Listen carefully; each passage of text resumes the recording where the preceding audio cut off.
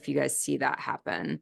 I don't know that you need to worry about the electrolyte component. So that's my 10 cents on it. If you've been told you have low potassium, if you've been told you have low mag, that's fine. Yes.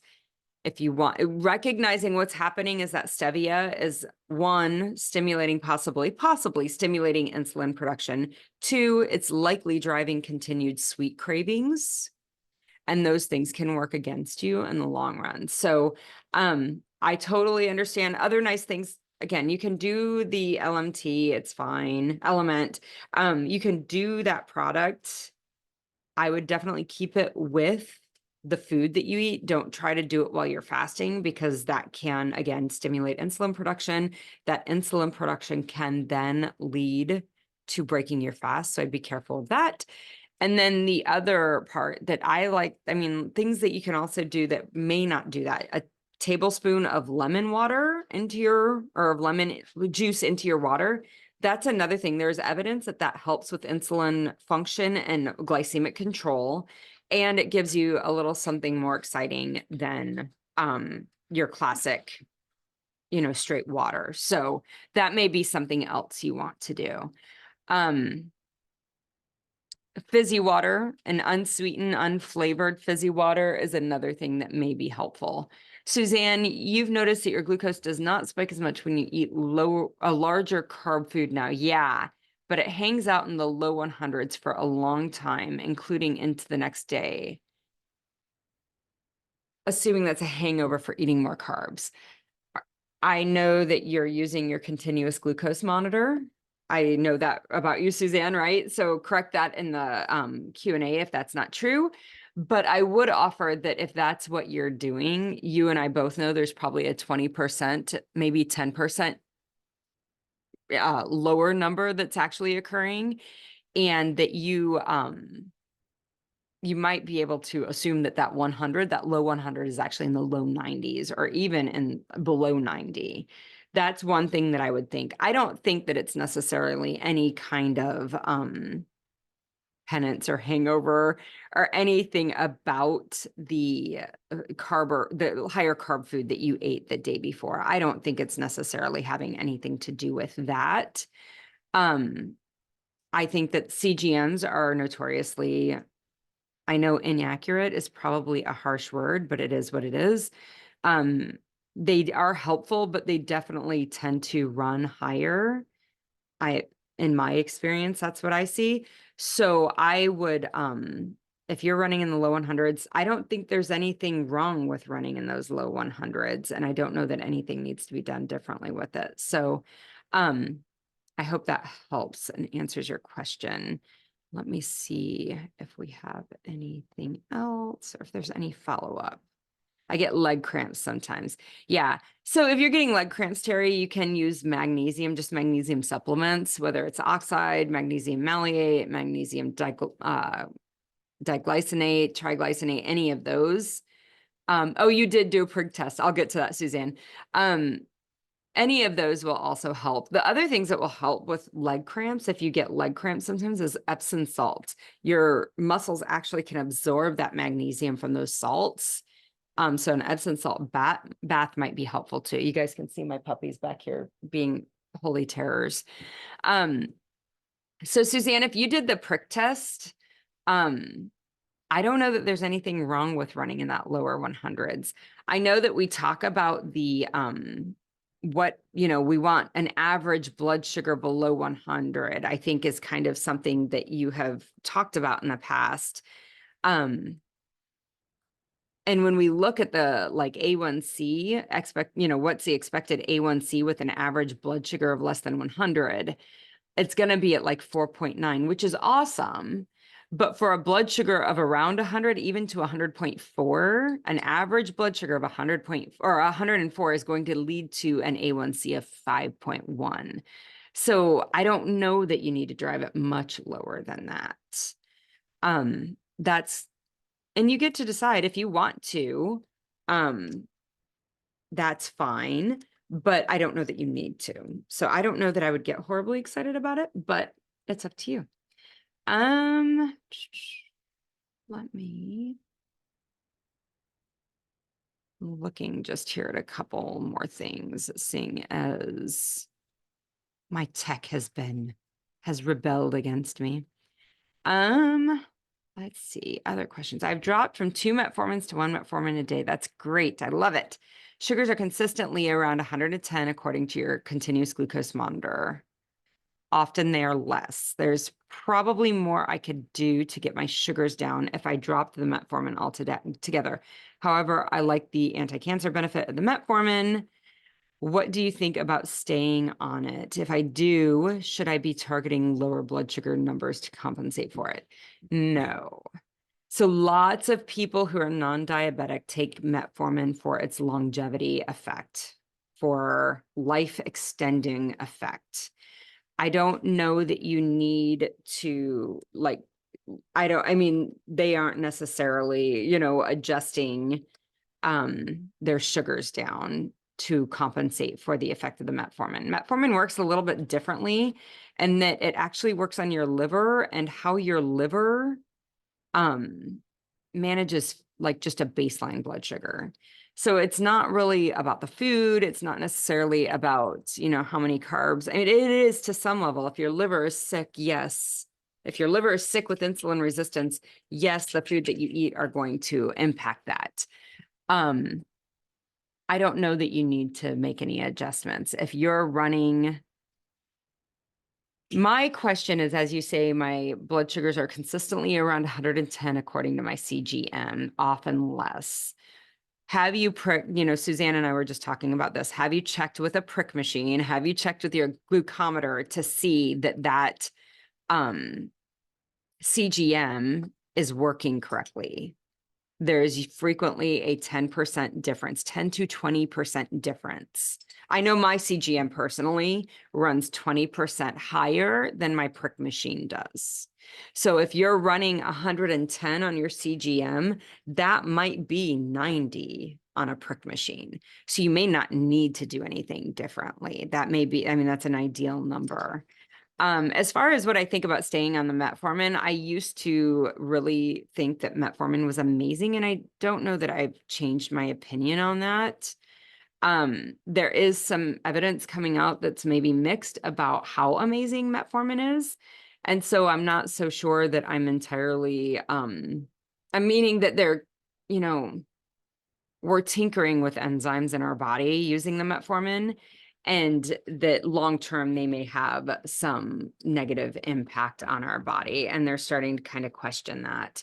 And this is from people who have up till now used metformin as kind of a longevity agent. So I don't know how you feel about it. You get to make that decision. I've always said that I have a prescription of metformin in my house. I have like 6 months worth of metformin in my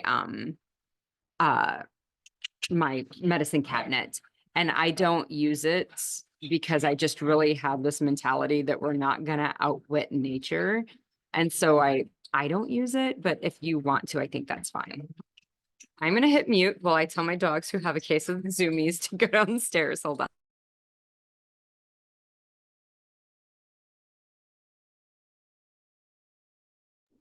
Sorry. Case of the zoomies. That's what my daughter calls it when the puppy gets running around wild. She just went downstairs to chase the other ones. So, Eve, if that didn't answer that question, let me know. I would not say that you need to be shooting for lower blood sugars to target, to kind of compensate for the effect that the metformin is having.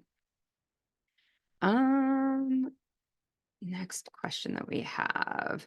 I jumped on late. Yeah, Ashley, everybody jumped on late because I had a tech problem. So developed reactive hypoglycemia since changing my diet to lower carbs, only including non-starch good carbs, lower fat, high protein. Not sure how to correct this. So what is your fasting insulin level? Usually hypoglycemia, that reactive hypoglycemia, is evidence that there is still some insulin resistance. What happens is you're eating carbs or your blood sugar goes up maybe to 140, and your body starts to put out insulin, but your cells are insulin resistant and not responding appropriately to it. So you put out more insulin, and then you put out more insulin until your insulin overrides that insulin resistance, and your cells do respond, but there's so much insulin in the system that it sucks it down. Like it's like a vacuum. It sucks down your blood sugar super low. When that happens, that's when that hypoglycemia sets in. So usually it's evidence that we need to kind of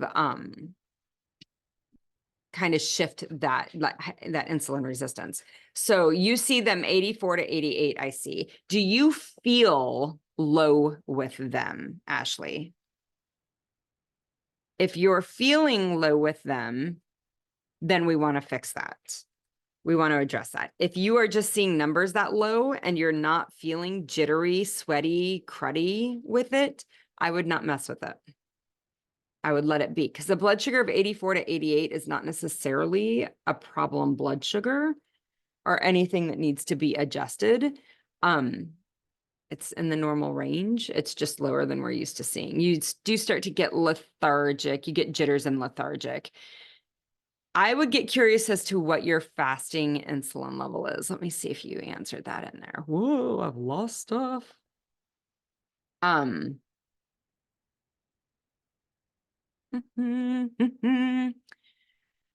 78, start getting jitter. I would get curious about what your fasting insulin level is. If your serum fasting insulin level is above 8, I would be suspicious that you still have some insulin resistance going on, which would be really strange for you, because I know you have a pretty aggressive workout regimen. And so we'd need to talk about some of those things. So, put any more questions up. I'm happy to answer any of those, but we may need to hop on a call to kind of get to the bottom of where maybe we're getting some insulin resistance. Also happens in the evening. Yeah, I would be really curious about there's a number of different labs that we can look at to kind of evaluate whether there's insulin resistance going on. Ashley, if you don't mind, go ahead and put in the chat. Let me know if you'll hop on live. If you will, I'll pull you on and we can kind of talk about that. Suzanne, my CGM A1C is 5.8. Average glucose is 103. The measure for the A1C on the free one. Yeah, GMI. Yes, they're proxy for the A1C.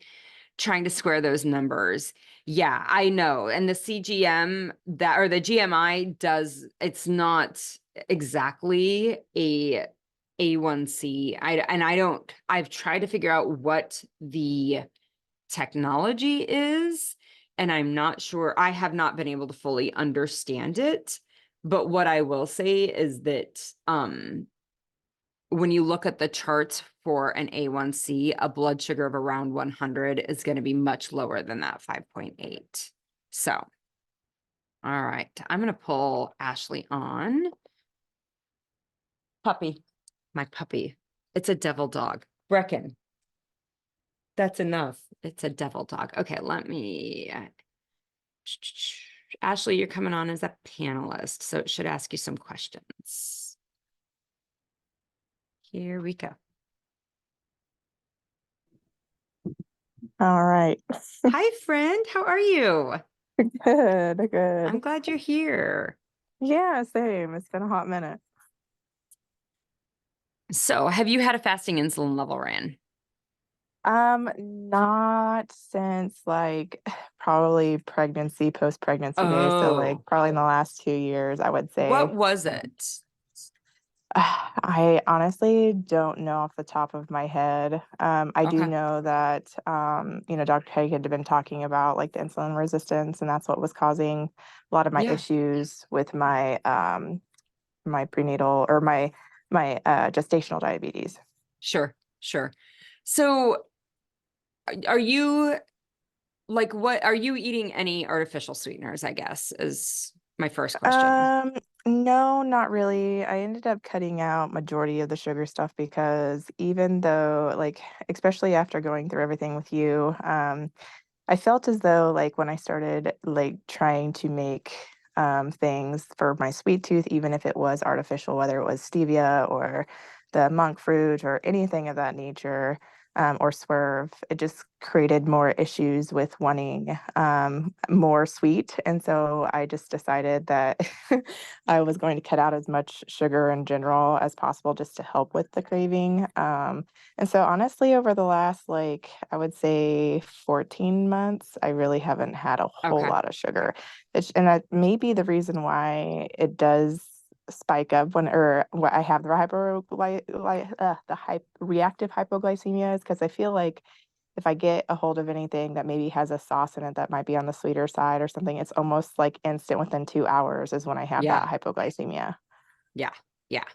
Yeah. And so, yeah, And that's it's it, usually it. like we'll go out to eat and I'll get like a demi glaze on a pork chop and Yeah. sometimes they'll be savory, sometimes they're not. And it's like it may not be a whole lot of sugar, but it's like enough that it sends me plummeting. Do you have a continuous glucose monitor right now? Or are you using a No, I prick do the machine? prick. Okay.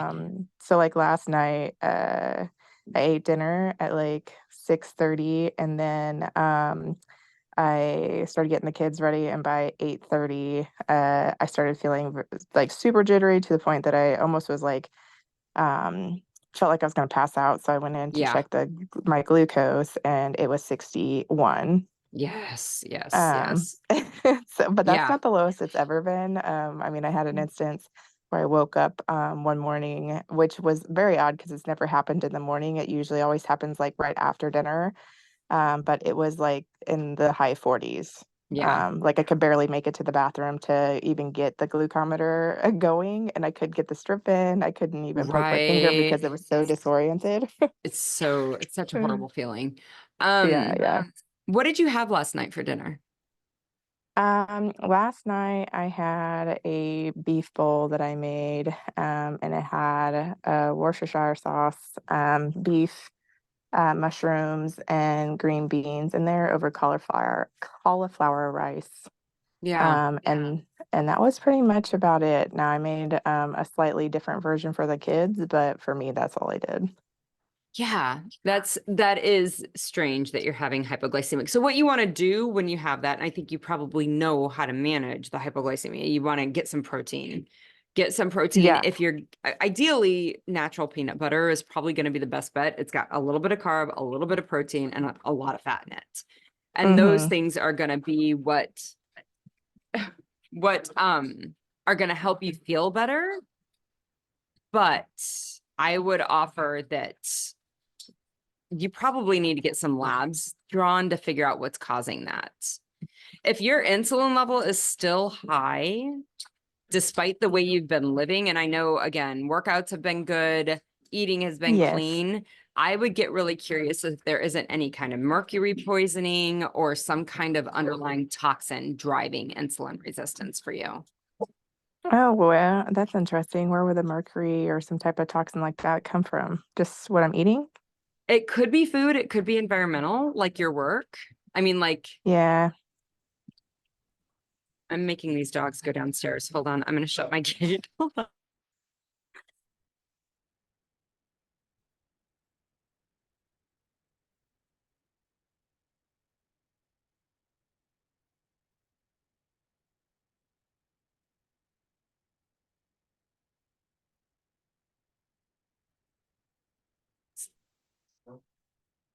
My creatures are taking over the world because the reason they were even up here is because they were whining at the gate when it was shut earlier. So, oh my goodness. Yeah, I would get curious about toxins, other places that toxins can come from that are unexpected. And I think you and I have talked about this, but this goes for everybody. If you have any mercury fillings in your teeth, those can also, like, that was what they used to put in our teeth years ago. I think I even had them and they removed them in my early 20s. Most dentists will have removed them by now and made that recommendation, but just I would get, that would be the next thing that I would start looking for is, do you have some kind of underlying inflammatory response going on, whether it be toxin mediated or even like some kind of underlying mold infection or whatever. Like I would just start looking for Right. those things. Well, I do have a blood panel scheduled for next week, so I will see if maybe he can add it to it. Because I did go to my PCP and he almost didn't seem concerned. And I was like, Yeah, I I'm don't know. concerned It because just it's not seems fun. concerning to Yeah. me. And it may not be anything. I mean, but I agree with you. I would want to make sure. Again, for me, when I Yeah. hear hypoglycemia, my brain, the first thing that fires off is that there's some insulin resistance happening in your body. And I know how you're eating and I know how you're exercising. And that would make me think that it's not the food that you're eating. Like if there is insulin resistance, we probably need to figure out where that's coming from and see if there's not something we need to clear up in a different avenue because it's not the food you're eating. And we get into like the mercury. I mean, like I've had 2 clients recently that were vegetarian for years and ended up having high mercury levels Oh, because they were interesting. eating fish, right? Like, so good. I'm so healthy. I'm eating all the fish. And that was driving this low level insulin resistance that they couldn't let go of. So, yeah. Well, I will definitely follow up with you once I get my results back. Thank you. Yeah. And holler at me if we need to hop on a call. We can do that. Okay. Yeah, for sure. All right. I'm going to put you back as an attendee. If you have any other questions, pop it in the chat though. Okay. All right, sounds good. Good to talk to you. Yes, you too. All right. Let's see. Suzanne. So, okay. Any other questions? I'm not seeing anything else in the chat.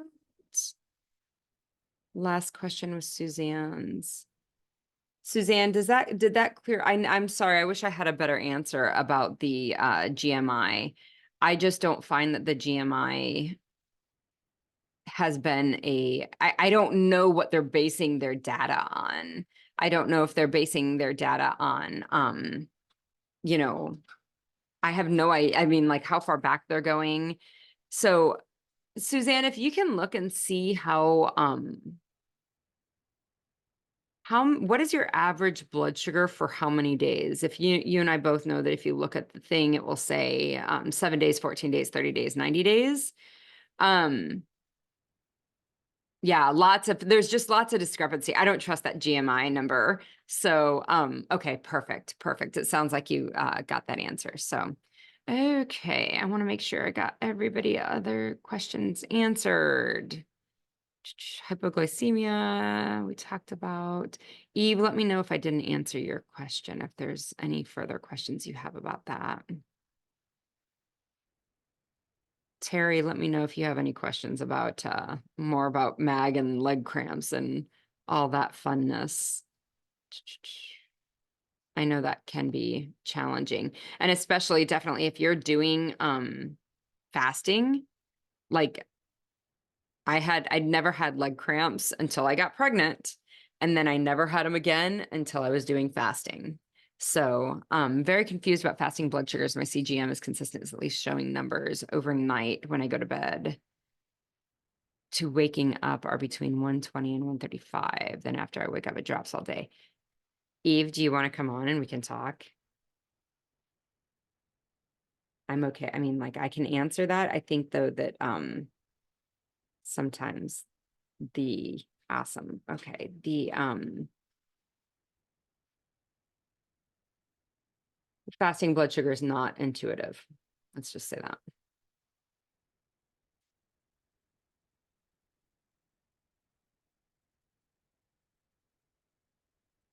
Hi, Eve. Oh, hi there. Can you hear Hi. me? Yes, hi. How are you? Hi, Nice to meet friend. you. It's nice to meet you too. Okay. So the fasting blood sugar, have you know about the dawn phenomenon and the morning cortisol? Yes, and I don't believe that's what's happening because it's pretty consistent. My sugars tend to, even though I try to eat a good dinner, my sugars tend to start to rise after dinner and then they just kind of stay up overnight. Okay. Um, So they stay in so that 120 range all night long? yeah, they bounce between like 120 and 135 Okay. all night.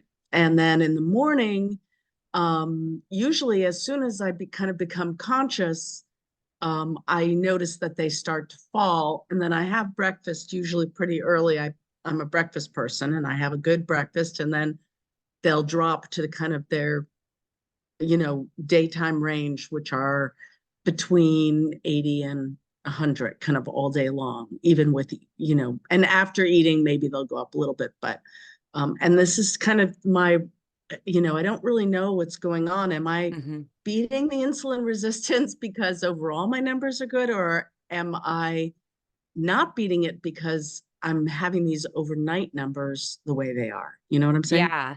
Yeah. And so definitely, so this is a great example where our blood sugars are not all about what we do, right? Like we like to believe we are in control, but sometimes we are not, right?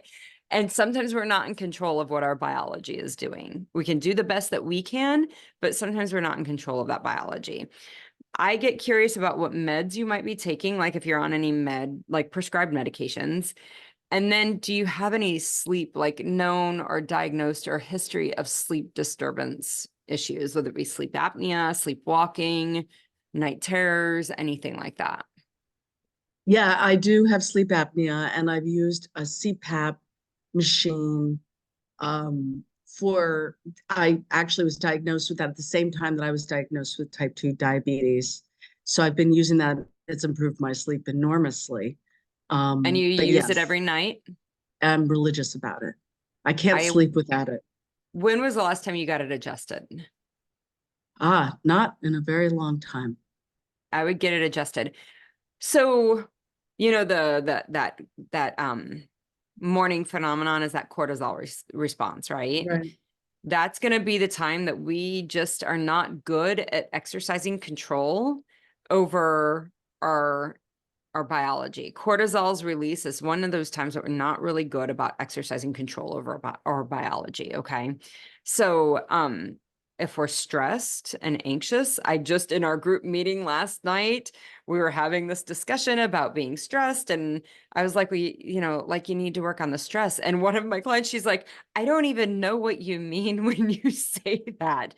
Like, how do I stop feeling that way? That is such a foreign concept. We do not have a good idea about how to exercise control over that. So the cortisol release from that stress, definitely, we don't know how to control. But then there is an element of biological, like a physiologic response that our body has that includes cortisol that we don't have a great way of exercising control over.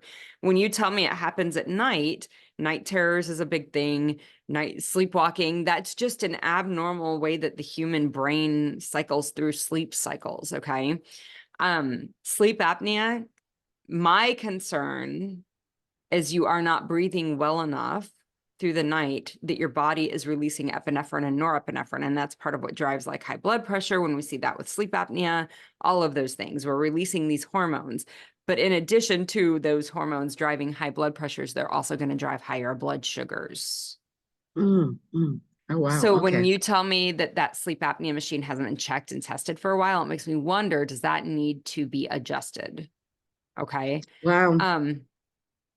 That would be one thing. And then if you're on any meds, that would be the other thing. There are plenty of meds out there that drive up blood sugars, and they're meant, doctors, the pharmacies were like, we want to get patients totally compliant and make it as easy possible to take the med that we're prescribing. So we make them last 24 hours, right? So you only have to take them once a day. That sounds great. But that then means whatever effect it's having for 24 hours until it wears out of your system. Statin therapy is a really great example. It will drive your blood sugars up. Beta blockers, so that's going to be metoprolol, or Toprol is the brand name, I think. Coreg or carvedilol, atenolol, all of those have the effect of driving blood sugars up, and they're meant to last a long time in our system. So that would be the other things that I would get curious about. Yeah, so I got put on a statin when at the same time that I was diagnosed with the diabetes. And I take those all at night, and I take my metformin at night. So if I Yeah. took them in the morning, do you think that might make a Maybe difference? you can try that. Sometimes we have you take it at night because sometimes they give you heartburn or they make you sleepy. You can definitely try taking it at night. And see if that doesn't help lower. It sounds like there's a couple different things. What I always try to remind folks though, is that when you fix your insulin resistance, like insulin resistance is the root cause of 80% of the things that we see: high blood pressure, high cholesterol, polycystic ovarian syndrome, sleep apnea, there's an association, GERD, there's an association. All of these different diseases that we're throwing meds on constantly have a root cause of that insulin resistance, which is what your diabetes is also. So when you fix one, you're going to see a lot of those improve and maybe able to come off of some of those meds. Yeah. Yeah. Great. Thank you. Yeah. Have you ever read the book? And this is kind of for everybody. I'm going to put you to the attendee status again, but I don't want you to miss it because I think you glitch out. It's the book Why We Get Sick, and it's by a man named Benjamin Bickman, Bikman. And he is actually he's what many consider to be the world-renowned, the top insulin scientist out there. And he basically goes through probably 12 different chronic diseases and ties insulin's role in those diseases. So I'd check that out because I think you'll see that, and it sounds like you're doing the things that you need to fix this. I will offer that if your blood sugars are running 120 to 130 all night long, you are stimulating insulin production during that time, which again gives, insulin resistance develops after, high concentrations over a prolonged period of time. And that prolonged period of time part may be being met and not because of anything you're eating. So I would check those things out if that makes sense. Yes. Thank you. You are so welcome. All right. I'm going to move you over. Maybe. Here we go. All right. There. Whoo! Computers are winning today. All right. Any other questions that anybody has?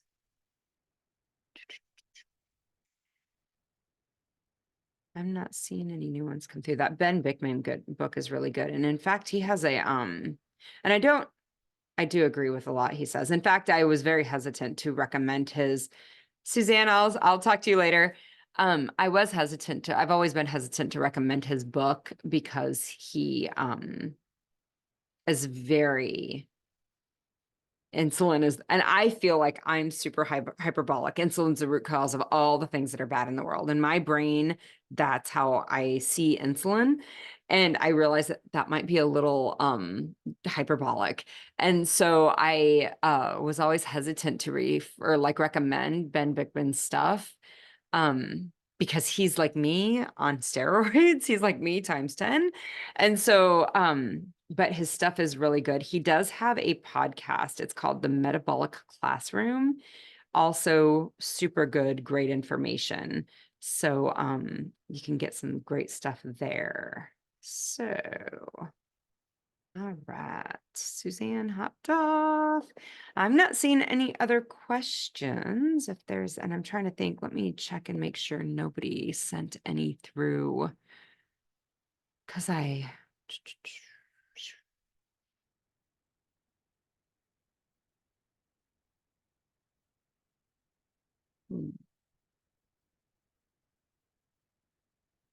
let me. Linda, is that you that's on? I know I got a message that there was cutting out, and I want to make sure that those messages are from you and that that's the correct Linda coming on, and make sure you don't have any questions. I'm looking to make sure nobody, I think the only questions that folks had were, why isn't the Zoom link working? It didn't work for me either. I had to go and put a new one out. Somebody did ask about Hashimoto's. Wondering about fasting and Hashimoto's. Is it best to stick to a 12 to 16 hour daily fast? Can you do that? Or can you do the ADF, which I've heard is better so your metabolism doesn't get stuck? Alternate day fasting. So I'm just going to answer that here. So if anybody's listening on the replay, that they can get that answer.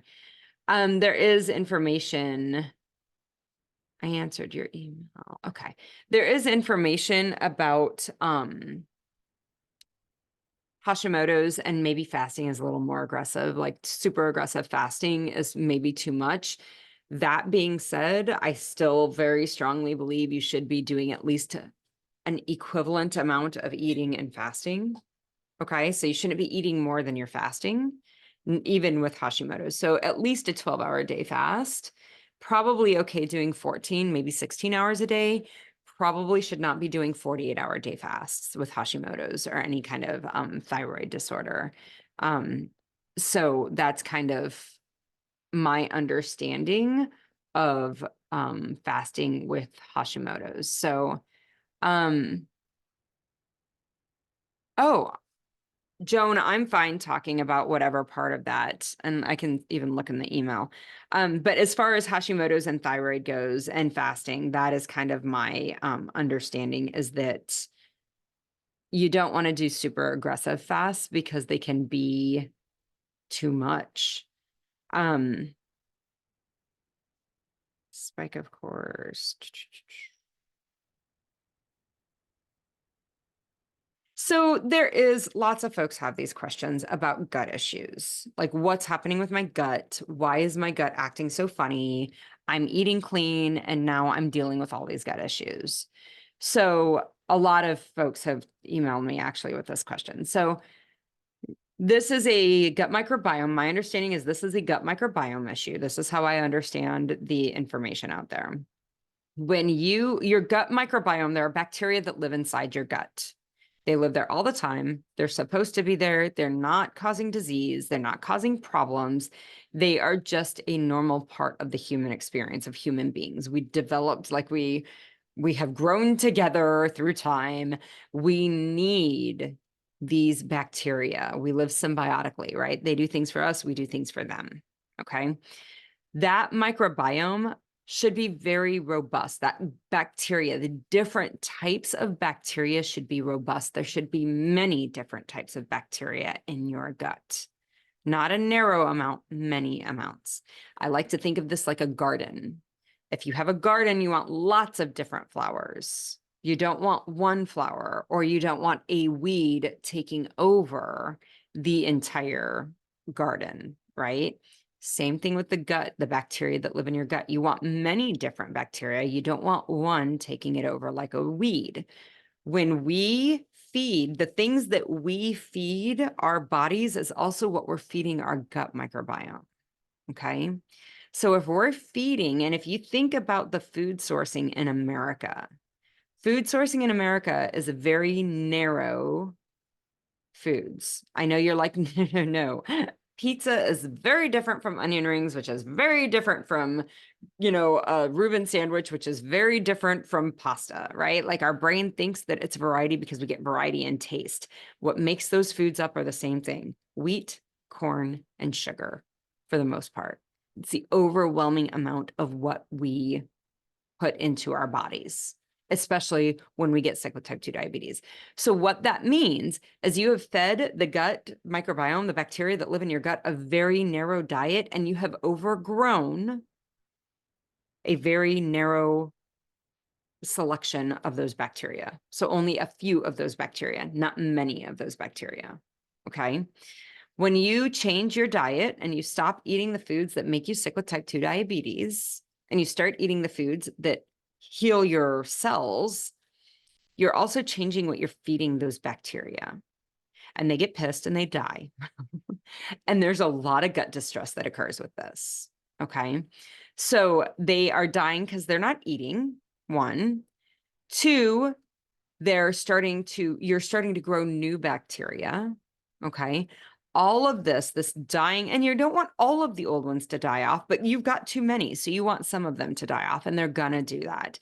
In addition, you're growing new bacteria. In that flux, there's a lot of gut unrest is really what it comes down to. Okay. In addition to that gut unrest that occurs, there is also the issue of like, oh, like for me, I love garlic. I'd eat garlic in everything. I think it should go in everything. Garlic and avocados are pretty good too. And my gut doesn't like them. Like there's some underlying sensitivity to those foods. Garlic clearly is not making anybody diabetic, and neither are avocados.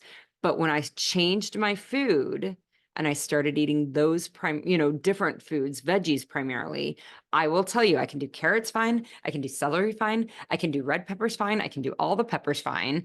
I can do lettuce fine. I can do beets fine. I can do all of these things. When I add garlic to something, and I like to add garlic to everything, my gut gets upset. I definitely develop some loose stools and some stomach cramping. Okay. So my gut, there's just something about garlic that my body does not like. So I try to keep it to garlic powder, garlic salt, not the full garlic, although I put roasted garlic cloves and everything. I think they're delicious. Avocado is the same way. And to the point that if I get avocado oil, like I know my gut will tell me this happened. Okay. But so there is this element of you're probably eating a variety of foods that maybe you didn't consume frequently, and maybe there's some sensitivities going on, and that's real, in addition to the fact that you're also changing that microbiome. Okay. And it just takes a while to get that all figured out. In addition, like you're like sloughing out bacteria, you're also damaging the gut lining because the bacteria actually protects the gut lining. And so it takes, 2 to 3 months to repair the gut lining, the cells. And it takes 2 or 3 or maybe even more months to improve your microbiome there. So the things that you can do to help your microbiome, one, stop feeding things that kill it. So those are going to be chemicals, right? I know that I don't get super excited about pesticides and, organic foods. And I know they're definitely more expensive. When I am given the option between organic and non-pesticided foods and pesticides, I definitely go for the organic. That doesn't mean I just bought berries the other day and there were no organic berries in the store, so I bought regular berries. It doesn't mean it's a solid no, but if I could have had organic berries, I would have gotten organic berries. And why? Because pesticides that they put on your food are meant to kill bacteria, and your gut is aligned with them. So if you're wanting to protect that gut microbiome, you're going to want to make sure that you are not feeding it poison. Other things that can damage your gut microbiome, those artificial sweeteners, especially the aspartame, those kinds. Monk fruit and stevia are probably better. Anything else is probably bad for your gut microbiome. So you probably need to avoid those. They poison them. Alcohol. We put rubbing alcohol on our hands to kill off things. It kills off stuff in your gut too. So that's probably the biggest thing that you can do is stop doing things that are going to damage your gut microbiome. But then the other things that you can do is to add probiotics, a high quality probiotic. The one that I use, I think is called, or that I've used in the past, I don't use it right now, is the Garden of Eden, I think is what it's called. It's in the refrigerated section. Using a probiotic, that can be helpful. Cultured foods. So anything, kimchi, sauerkraut, yogurts, all of those, not sweetened yogurts, just flat plain yogurt. Those are going to help heal up your gut. I will tell you, I love sauerkraut. My gut does not, no matter how I would eat it. I probably went 9 months where I ate 2 tablespoons of sauerkraut and I love it. So I'll just eat it from the thing. I know I'm a weirdo, but whatever. I loved it. And I don't know if it's the cabbage. I don't know what it is, but my gut does not do well with it. So I don't use that. I use kefir. I use yogurt. I use cultured coconut yogurt because my gut doesn't do so well with regular dairy. So there's a number of different ways that you can introduce healthy bacteria and to get a wider variety. AG1 is supposed to help, and making your own sauerkraut and yogurt is perfect, Joan. I think that that's great. But sometimes this just takes a while, and you'll find oh, I need to add more of this and less of this. Okay. And it does, I feel like my gut is a problem a lot of times, and it's a combination of my problem of the problems I have with dairy and dairy proteins, in addition with just these food sensitivities. I mean, it's just so it's a dance that I do. But I think a lot of people think something's wrong when their gut is giving them hell and they're making these changes and they're like, I need to go back to eating all that other food. There's something wrong eating this way. And I want to point out that that is not the case. There's nothing wrong with eating this way. It's that you're changing your biology, including the bacteria that live in your gut. Ashley has quick questions about workouts. Do you feel there's a correlation between how much you work out and blood glucose levels? Yes, I have moderate to just extreme workouts, but still eat higher protein, lower clean carbs, maintain 1-to-1, burn fat. Should it affect me that way? Does that make sense? Yes, Joan, stay the course. So yes, the more you work out, definitely you're going to have different like blood sugar management that way. You're going to have better blood sugar control. You're also going to have you're going to have better insulin resistance the more you work out also. If you have moderate to extreme, you still eat, definitely understand that during your workout, you are going to drive your blood sugars higher. Okay.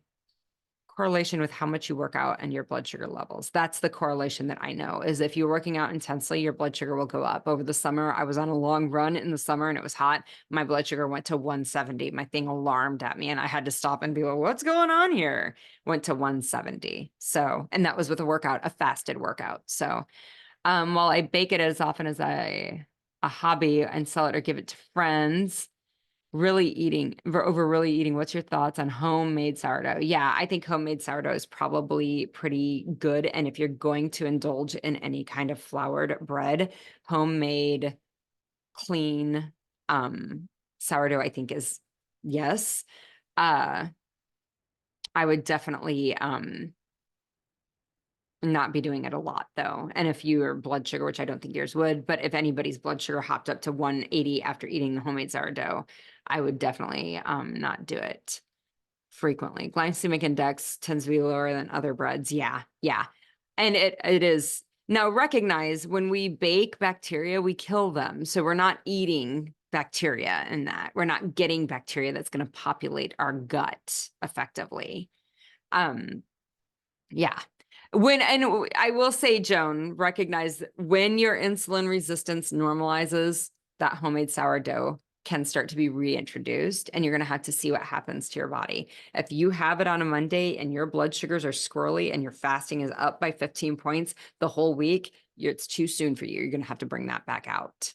I don't think, Ashley, that's what she's talking about. Ashley, let me know if I answered your question there. I know there were actually a lot of questions about gut stuff. Yeah. Okay. Awesome. All right, guys.